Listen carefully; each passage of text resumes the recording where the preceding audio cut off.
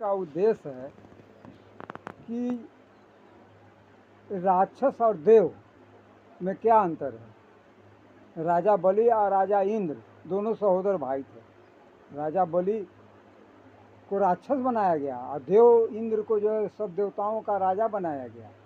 तो बताइए, जो देवेंद्र हैं, देवताओं का राजा हैं, वो अहिल्या को जो भ्रष्ट किया वो क्या है?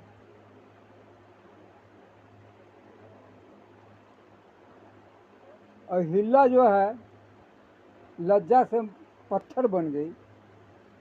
उसकी पुत्री अंजनी से कोई ब्याह नहीं करता था।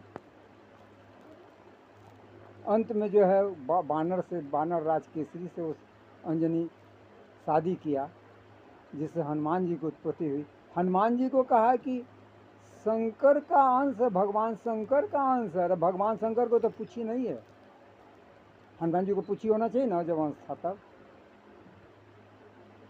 लिख दिया, शंकर सुवन केसरी नंदन।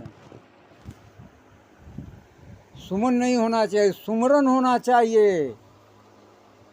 कहा कि केसरी को पूछिए, तो हनुमान जी को पूछिए। केसरी का जो है भगवान हनुमान जो है भगवान शंकर का सुमरन किया था, सुमन नहीं था। घुसा दिया, बना दिया, झुका दिया।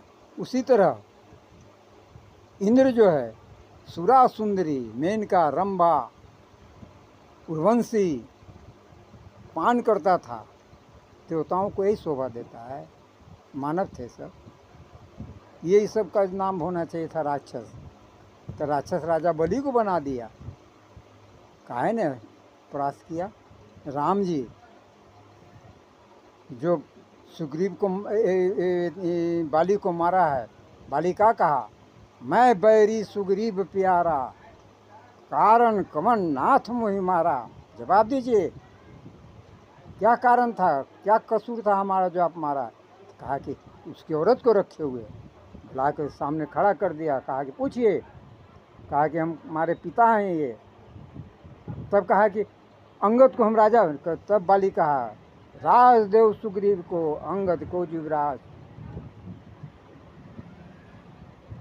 बाली को कहा कि हम ठीक कर देते। कहता है कि अब ठीक का कोई जरूरत नहीं, तो ऊपर जाने का समय आ गया। हम नहीं बोल रहे हैं, रामायण बोल रहा है। भगवान विष्णु